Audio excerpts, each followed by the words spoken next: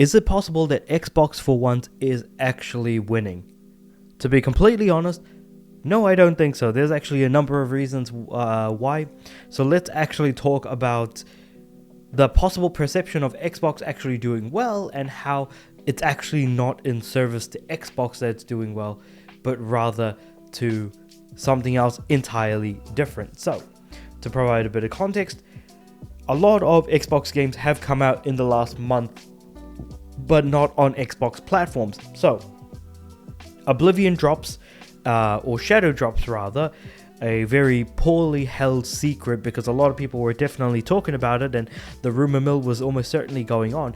But it is doing extremely well, so I'm so glad to have been so wrong about the fact that I personally did predict, hey, if they shadow dropped it, it might not do as well. But you know what? It's doing absolutely brilliantly. It's selling extremely well across all platforms, Xbox, PlayStation, and PC, to be the #1 selling game for the month of April 2025. So, in addition to that, let's look at the actual top 10 here by Circana, which isn't 100% guaranteed or accurate, but is just a good metric to be able to compare against. So, basically, let's see, top 10 games are, so number 1, Elder Scrolls 4 Oblivion Remastered, number 2, Forza Horizon 5, number 3, MLB The Show 25, number 4, Minecraft, number 5, Assassin's Creed Shadows, 6, Indiana Jones and the Great Circle, 7, Call of Duty Black Ops 6, 8, WWE 2K25,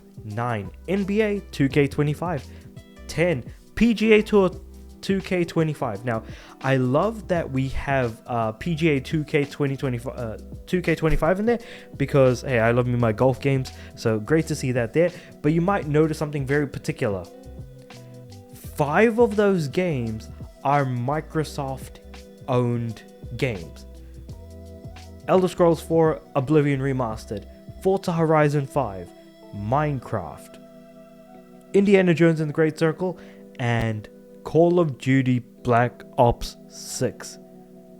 Imagine that for a moment, that of the 10 best-selling games, 5 for the month of April 2025 in the US, 5 of them are Microsoft games.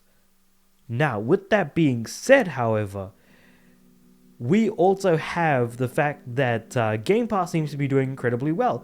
In fact, during the month of April, Game Pass got games like Towerborn, Expedition 33, Call of Duty Modern Warfare 2, that's the new Modern Warfare 2, not the old Modern Warfare 2, but Modern Warfare 2, GTA 5, and I'm just going to throw in Neon White because that's actually a really, really good game. It's just, I don't think it would be for everyone. But that being said, some of these are universally well-renowned games now at this point, with Expedition 33, GTA 5, Modern Warfare 2, you could basically take it or leave it, and Neon White was definitely an indie darling the year that it came out.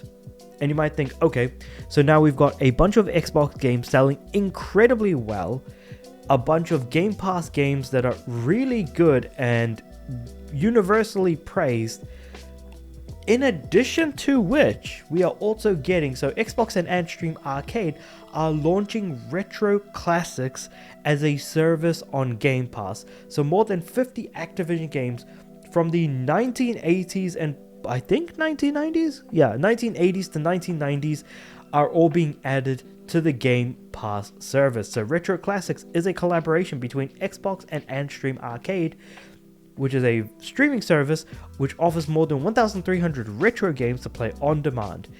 The Xbox version offers more than 60 Activision games from the 1980s and 1990s like Commando, Grand Prix, Kaboom, MechWarrior 2, 31st Century Combat, and Pitfall. According to Xbox, more games will be added to the service in the future, including more from Activision and Blizzard, eventually totaling up to more than 100 games. The Retro Classics app is available now for Game Pass subscribers and features community challenges, competitive leaderboards, new challenge modes, and high score rankings, as well as Xbox achievements. Damn, I am actually kind of jealous about the Xbox achievement side of things, because I'm pretty sure each game must have like its own 1000 G or something along those lines, so that's certainly a thing. So this is a lot of benefits to the Xbox side. Now, you might be thinking, okay, I did say, is Xbox winning? And I would say no, and there's a few reasons for that. So, firstly, let's talk about the sales numbers for certain games. So, Elder Scrolls 4 Oblivion Remastered, Forza Horizon 5. Actually, you know what? Let's just talk Forza Horizon 5 and Indiana Jones The Great Circle specifically, because these two games were very low on the ranking of sales. So Forza Horizon 5 was at 42, and Indiana Jones and the Great Circle was at 118.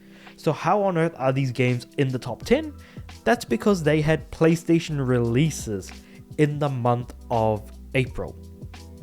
So these games have done incredibly well because they've had PlayStation releases. They have effectively resuscitated these games by launching on a new platform, of which I don't think anyone would go out of their way to buy these games on PC or Xbox. If you are a PlayStation gamer, you would not have gone and bought Forza Horizon 5 on PC or on Xbox. You probably wouldn't have even bought Indiana Jones and the Great Circle on PC or Xbox either. These games are doing incredibly well because they had a PlayStation release. In addition to which, you could also probably argue Elder Scrolls 4 Oblivion Remastered, but we don't really have those sorts of numbers. So, when I said that these positives are benefiting other groups, I'm talking about PlayStation making a ton of money off of the sales of these Xbox games. That's one entity that we're talking about. So let's actually bring things over to good old Game Pass. Now, the thing about Game Pass is that it's really being pushed by Xbox, and so, well, not Xbox, I should say it's really being pushed by Microsoft. So is the fact that selling, Xbox exclusives on other platforms is also being pushed by Microsoft. So I don't see any reason why Microsoft would not benefit from everything that's going on, because Xbox is actually still needing to be a profitable business arm of Microsoft. And so that's the second entity that's getting a lot of the positivity around all of this news. Because the thing is that people don't distinguish Xbox as a separate arm of Microsoft. They think of Microsoft and Xbox as being one in the same. And the thing is that, to some extent, Xbox was kind of a separate thing for the longest time, from the way in which it functioned previously. But now it seems like after the purchase of Activision Blizzard, that now Xbox is being assimilated into Microsoft more and more. So the 30% that is PlayStation makes 30% off of all of the sales. The remaining 70% goes back into Microsoft's pockets, not Xbox's pockets.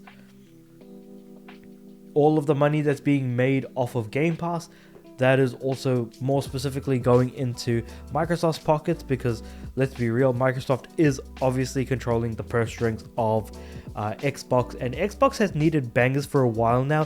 And the thing is that with like Expedition 33 as an example, people are associating that game with Xbox even though it's come out on multiple platforms.